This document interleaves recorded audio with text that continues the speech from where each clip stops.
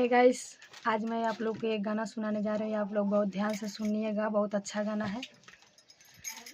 माई बाप रोवता रे बूढ़ा रे समैया, नहीं पूछो ना करला राम।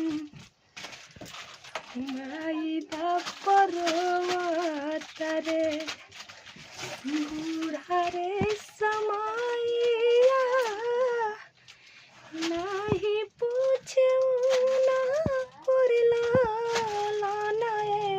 राम। अरे बचपन में तोहरा से सरल गवाली हे माई के करे लगी रन हेरा। माई के ममता ये बबुआ भुला गइला, दूधवा के मोलावा चुकाना पैला। माई के ममता ये बबुआ भुला गइला, दूधवा के मोलावा चुकाना पैला।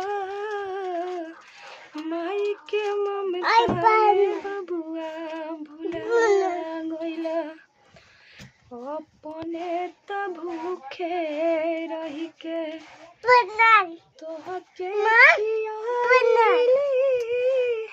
मांगी